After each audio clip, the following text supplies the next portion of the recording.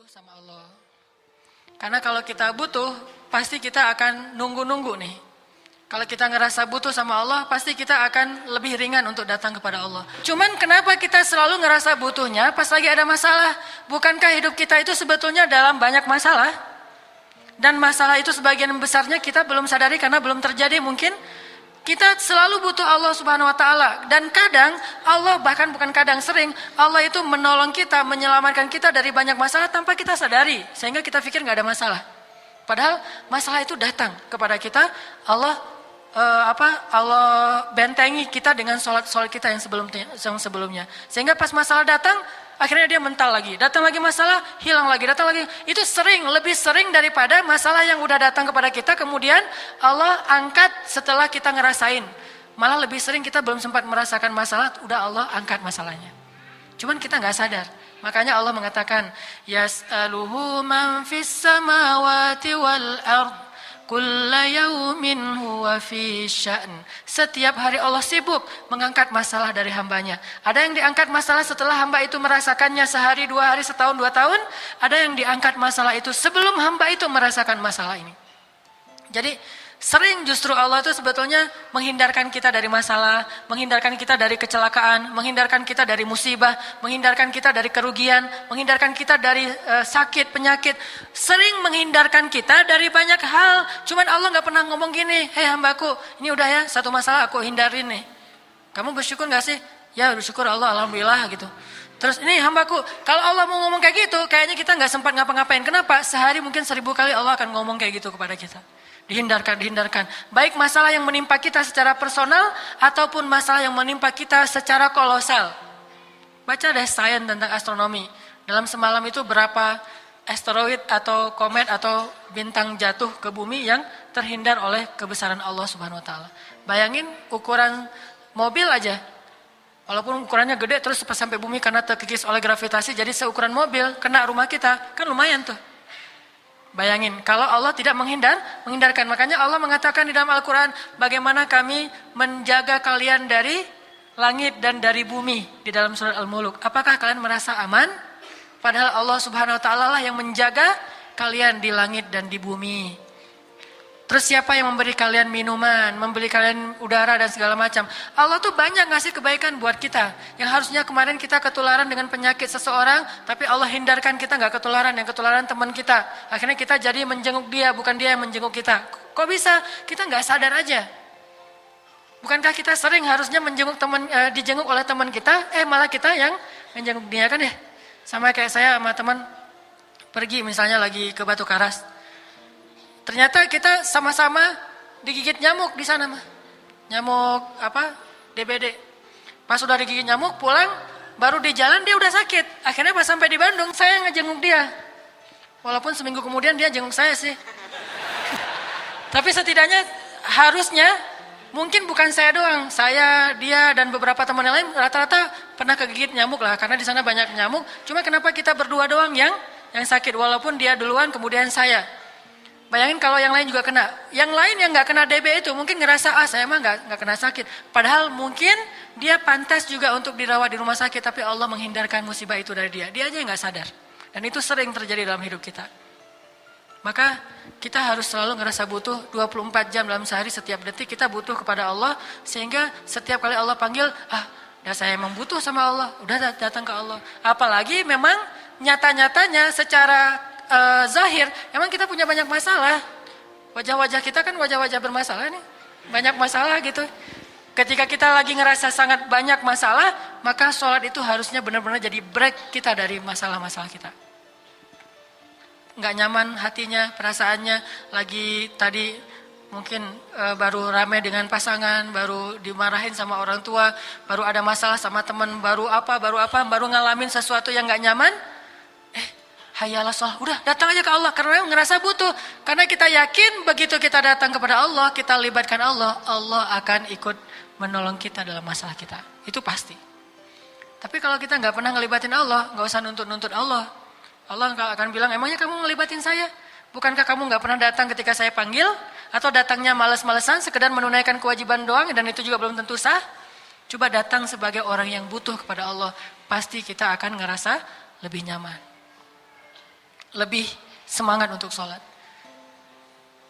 Dan kalau perlu gini aja nih, begitu azan ingat masalah. Apa yang kita pengen, masalah mana yang kita pengen tuntasin dulu. Pas Allahu Akbar, Allahu Akbar. Wah, saya pengen lamar kerja. Datang ke Allah, Allah saya pengen dapat kerja. Minta ke Allah, terus Allahu Akbar lagi. Saya pengen punya anak, Allahu Akbar lagi. Saya pengen apa gitu. Setiap Allahu Akbar minimal belajar ada pengennya dulu nih. Dan insya Allah selalu kita butuh Allah. Dan gak usah khawatir, pedagang banget sih. Asal datang ke Allah minta sesuatu. Gak masalah. Allah itu suka dimintai. Allah itu suka dicurhatin. Allah itu suka kalau hambanya itu merengek di hadapan Allah. Istilah bahasa Arabnya itu ilhah. Allah itu suka kepada hamba yang suka ilham. Tapi bukan bermain-main dengan Allah. Karena kita ngerasa Allah mah tempat segala meminta.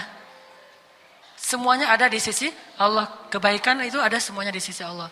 Tabarakalladzi biyadihil mulk wa huwa ala kulli syai'in qadir. Ya ayyuhalladzina amanu ista'inu bis sabri was salah. Wahai orang yang beriman, mintalah pertolongan kepada Allah dengan sabar dan salat. Ada masalah? Salat. Ada masalah? Salat. Makanya hadisnya apa kata sahabat? Annan nabiyya idza hasibahul amr fazi'a ila shalah. Nabi itu kalau lagi ada masalah sedikit, salat, segera salat. Kita bisa nyebutnya salat hajat, bisa menyebutnya salat istikharah, bisa menyebutnya salat sunnah mutlak, apapun lah yang penting salat. Ada masalah dikit, salat. Nunggu teman, kok nggak datang-datang ya? Mudah-mudahan dia nggak kejebak macet. Salat aja nunggu sambil nunggu. Apapun, belajar akrab sama Allah gitu. Dikit-dikit miss call Allah gitu. Dikit-dikit telepon Allah, dikit-dikit SMS sama Allah, dikit-dikit curhat sama Allah. Belajar akrab deh sama Allah. Dengan demikian, kita akan ngerasa sholat itu break banget buat kita. Tapi kalau kita nggak akrab sama Allah, nggak break. Kayak kita mau ketemu seseorang yang kita nggak terlalu kenal dan canggung juga, dan kita juga agak nggak terlalu nyaman dengan dia karena banyak hal tentang dia yang kita belum tahu. Akhirnya pas mau ketemu dia kan jadi beban tuh. Kayak kita mau audisi misalnya, apalagi mau audisi gitu. Kita tahu nih hari ini suara saya serak banget nih mau audisi. Ketemu sama Ahmad Dhani, Anang, dan segala macam, Agnes Monica gitu kan ya. Terus pas udah lagi audisi, gimana lagu saya, hancur banget atau gimana? Kan gitu nanya gitu. Kata yang lain, kalau aku sih yes, gak tahu Anang gitu. Nah baru kan jadi... Kalau kita mau ketemu seseorang yang kita nggak kenal, kita takut, kita nggak akrab sama dia, pasti nggak nyaman. Tapi kalau ketemu sama seseorang yang kita sayang, kita cinta, kita akrab, kita udah soulmate banget, pastinya nyaman. Kayak kita mau ketemu teman, ada teman baru, ada teman lama. Teman baru mah belum kenal, mau dikenalin nih. Atau baru kenalan lewat WA atau lewat sosial media, mau kenalan. Kan nggak selalu nyaman ya. Tapi kalau ketemu teman lama yang udah lama nggak ketemu, tapi dia sahabat kita banget, soulmate kita banget, kan di semangat gitu mau datang. Ketemu di mana? Di TSM misalnya. Jam berapa? Jam 1 siang gitu. Nggak masalah. Jam berapa juga? Jam 11 malam, jam 12 malam. Kenapa? Karena nyaman. Kalau kita akrab sama Allah, kita datang ke Allah tuh nyaman. Kalau kita datangnya ke Allah nggak nyaman, pasti kita nggak akrab sama Allah. Kenapa nggak akrab sama Allah? Jarang curhat sih sama Allah. Kenapa nggak akrab sama Allah? Nggak ngerasa butuh sama Allah. Kenapa nggak akrab sama Allah? Jarang miss call Allah. Coba miss call Allah atau calling Allah deh. Insya Allah akan semakin akrab. Makin akrab ngomongnya makin nyaman. Rabbi wahanal azmu minni washta'ala ar-ra'su syaiba walam akum bidu'aika rabbi syaqiyya. Rabbi inni khiftul mawaliya min warai Rabbi wa kanat imraati aqira Rabbi fahabli min ladunka waliya Rabbi waj'alhu Rabbi radhiya. Kita Rabbi aja terus. Teman kalau berdoa itu manggil Allah itu apa? Ya Allah. Itu kurang akrab. Kalau manggil Allah itu boleh ya Allah tuh, tapi doa ya Allah itu mah doa yang tegas dalam kondisi yang benar-benar sulit ya. Tapi kalau sehari-hari mah pakainya Rabbi, Tuhanku gitu. Sama kayak Sulaiman, Rabbi. Ada masalah dikit, Rabbi. Ada masalah sedikit, Ilahi. Rabbi, Ilahi. Ilahi itu lembut banget. Ilahi. Ngomong gitu, Ilahi, saya ini lagi ada masalah. Ilahi, saya lagi kayak gini. Ilahi, saya lagi kayak gitu. Terus saja sering-sering. Makin sering kita menyebut ilahi, ilahi, ilahi, makin akrab. Makin akrab, makin gampang kita untuk menikmati break sholat kita. Makanya Nabi itu saking akrabnya sama Allah, begitu mendengar suara azan, bahagia. Ali bin Abi Thalib itu mendekati waktu sholat, udah bahagia duluan. Kenapa Ali kok senyum-senyum? Bentar lagi mau ketemu Allah, gitu. Kenapa senyum-senyum? Bentar lagi mau sholat. Kenapa senyum-senyum? Bentar lagi mau azan. Bahagia. Bukan begitu azan, lah kok azan sih jam segini juga? Bukan. Kenapa? Karena dia akrab sama Allah. Jadi ngerasa butuh, ngerasa akrab, itu ngebantu banget. Kemudian belajar menikmati sholat. Tentunya kita nggak bisa menikmati sholat kalau kita nggak tahu makna dari setiap bacaan sholat kita. Teman-teman tahu arti dari setiap bacaan sholat? Mungkin sebagian tahu, sebagiannya nggak ngeh. Makanya coba baca dulu deh. Ketika ada waktu senggang, baca arti bacaan sholat. Apa arti inni wajjahtu wajhiya lilladzi fataras samawati wal ard. Apalagi inna sholati wa nusuki wa mahyaya wa mamati lillahi rabbil alamin. Iyyaka na'budu wa iyyaka nasta'in. Subhana rabbiyal azimi wa bihamdihi. Rabbana lakal hamdu hamdan katsiran thayyiban mubarakan fi. Apalagi kalau kita tahu bukan cuma artinya, tapi keutamaan dari setiap zikir itu. Itu akan menikmati banget. Kita tahu keutamaannya, sama kayak kita menikmati sebuah lagu yang kita banget. Lagu yang kita banget. Atau film yang kayak ngisahin masa lalu kita. Pernah nonton yang tenggelamnya kapal Van der Wijk? Saya nonton itu kayak nonton diri sendiri misalnya gitu ya. Kenapa? Itu mah saya banget. Akhirnya sekarang saya survive, jadi sastrawan. Sejak saya jadi sastrawan, saya banyak karya-karya. Akhirnya dia jadi datang lagi ke saya, pengen balik lagi. Cuman sudah tertutup pintu hati saya buat dia misalnya. Nah coba gimana orang baper nonton film yang dia banget. Karena dia tahu ceritanya, alurnya. Begitu juga baper ketika dengerin lagu yang liriknya dia banget. Begitu juga kalau kita menghafal dan tahu makna dari zikir sholat kita, itu akan jauh lebih menghayati. Apalagi kalau kita tahu fadilahnya. Fadilah membaca surat ini, fadilah membaca zikir ini. Kita akan pakai semua itu termasuk doa ketika sholat, sesuai dengan masalah. Begitu ada masalah, oh doanya ini. Ada masalah itu doanya. Jadi variatif, sholat kita tuh kaya gitu. Enggak monoton itu aja, asal sujud pasti subhana rabbiyal a'la, subhana rabbiyal a'la. Itu mah udah di luar kepala jadi enggak menghayati. Coba tambahin subhana rabbiyal a'la wa bihamdi plus doa yang kita lagi ada masalah. Contoh masalah hutang gitu. Allahumma inni a'udzubika minal hammi wal hazan wa minal termasuk min ghalabatid dain wa qahrir rijal. Sama kayak saya misalnya sholat menjelang perform. Mau ceramah misalnya. Berarti sholat itu saya doanya apa? Rabbi syrah li sadri wa yassir li amri wahlul 'uqdatam min lisani. Wahlul 'uqdatam min lisani diulang berkali-kali supaya saya mudah menyampaikan kebenaran yang Al-Qur'an dan hadis sehingga bisa diterima dan menjadi amal jariah. Ini sesuai dengan request kita banget. Artinya kita hafal dan tahu artinya. Dan tahu fadilahnya. Contoh fadilah membaca Rabbana lakal hamdu hamdan katsiran thayyiban mubarakan fih. Itu sama dengan kalau kita baca itu malaikat berebut untuk mencatat, ya. Jadi kalau teman-teman sami Allahu liman hamidah kata imam, Allah mendengar orang yang memujinya. Kan itu artinya sami Allahu liman hamidah. Kalau kita nggak tahu, biasa aja sami Allahu liman hamidah. Tapi kalau kita tahu pas imam bilang sami Allahu liman hamidah. Oh gitu ya. Rabbana walakal hamd gitu kan? Allah mendengar siapa yang memujinya. Langsung kita Rabbana walakal hamd. Ya Allah, engkau segala puji bagimu. Kenapa? Karena Allah lagi dengerin nih. Kita menghayati itu. Begitu imam mengatakan alhamdulillahi rabbil alamin. Kita dalam hati mengatakan, ya benar banget Allah segala puji, semuanya baik di sisi Allah. Ar-Rahmanir Rahim. Kita maknai dalam hati kita. Maliki yaumiddin. Ya Allah, pada hari itu selamatkan saya. Yaumuddin, hari kiamat.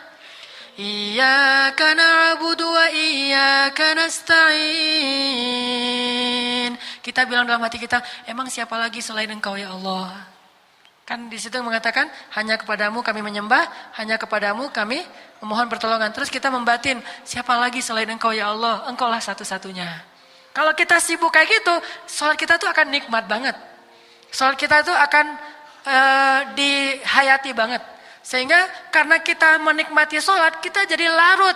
Ketika kita larut, perasaan kita larut, spiritual kita larut, Allah Subhanahu wa taala akan mendatangkan ketenangan, yang ketenangan itu sebetulnya solusi paling konkret untuk masalah-masalah kita.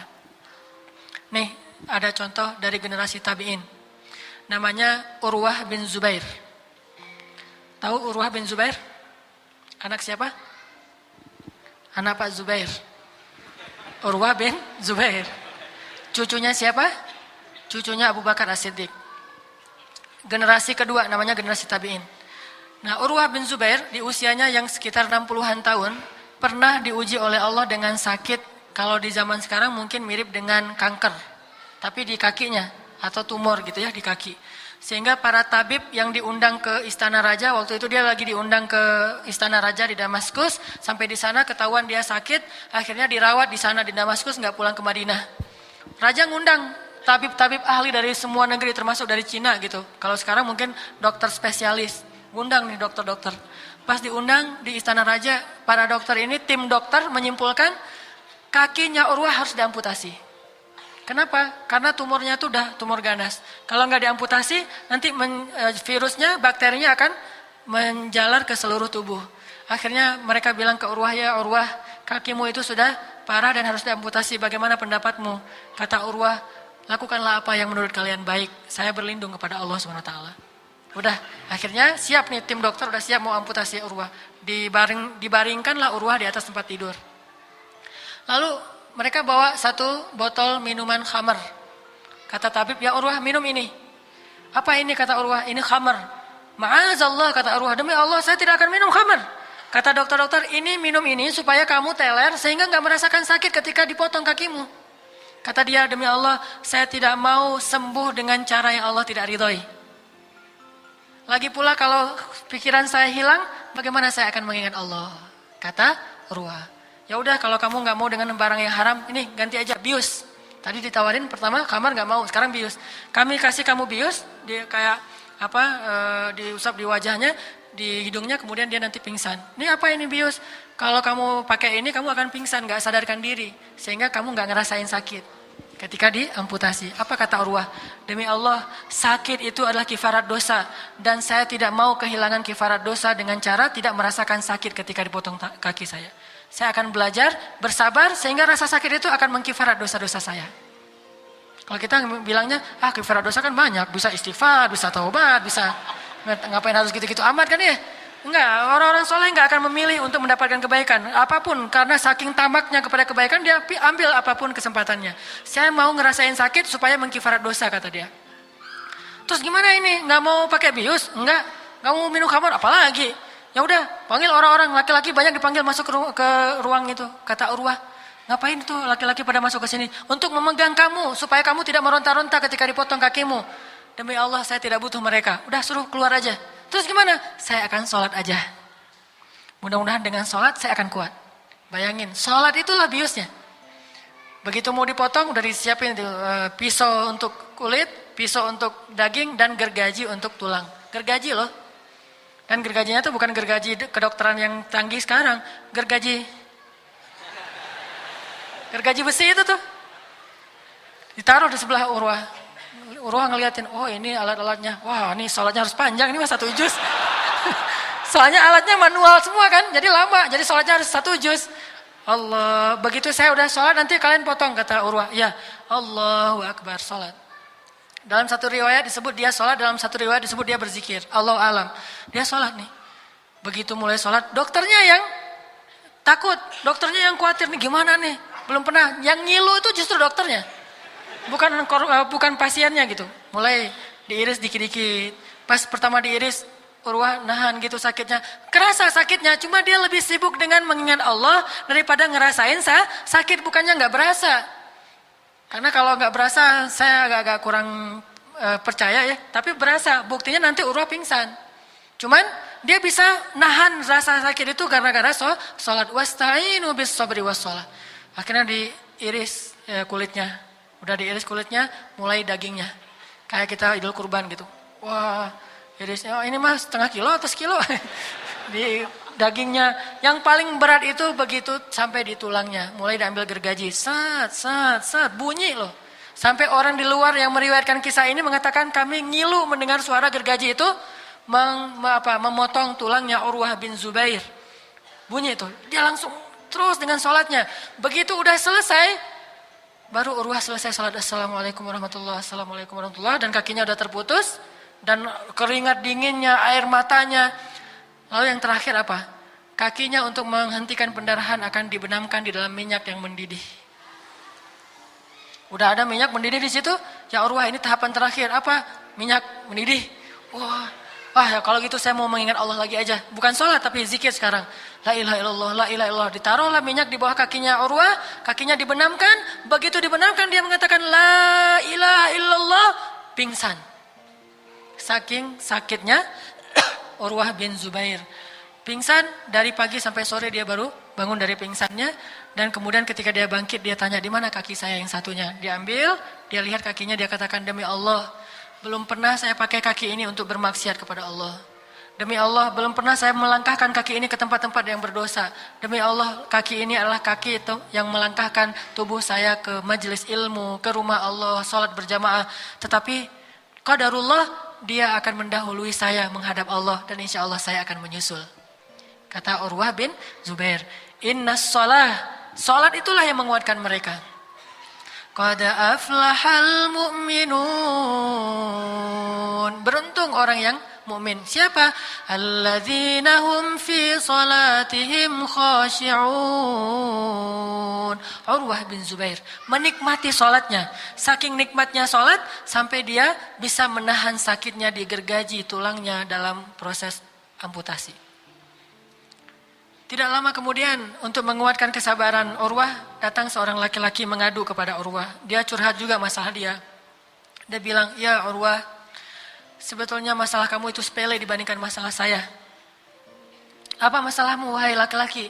Kata dia, saya itu seorang ayah yang punya 7 orang anak. Punya seorang istri, punya banyak ternak. Kami tinggal di sebuah padang pasir. Hingga suatu hari, sekian tahun kami hidup bahagia, tidak kekurangan apapun, hingga satu hari datanglah ujian dari Allah. Hari itu terjadi badai padang pasir dan kita tahu badai padang pasir itu bisa menenggelamkan kota ya, bukan cuma rumah, kota aja tenggelam gitu. Riyadh, ibu kota Arab Saudi itu sering setengahnya itu hilang gara-gara badai padang pasir.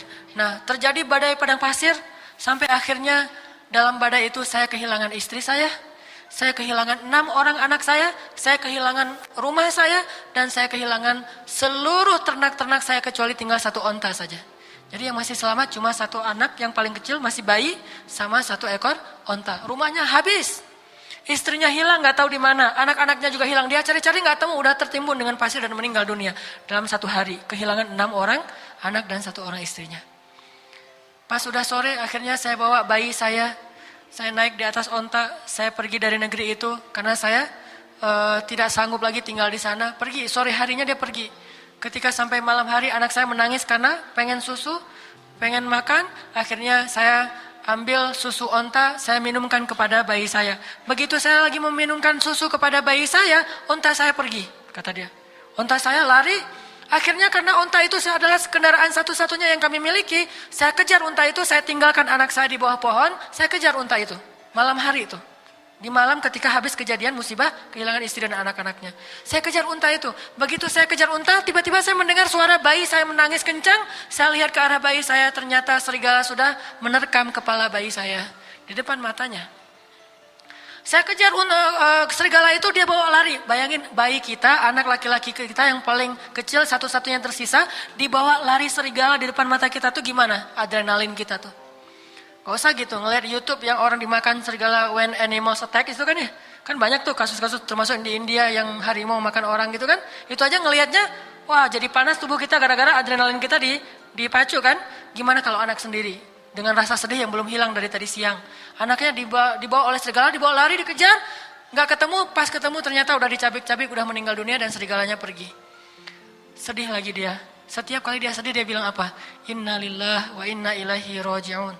Alhamdulillah ya ala kulli hal. Segala puji bagi Allah atas segala nikmat. Pokoknya ada aja nikmat walaupun diambil sebagian tapi yang tersisa masih banyak.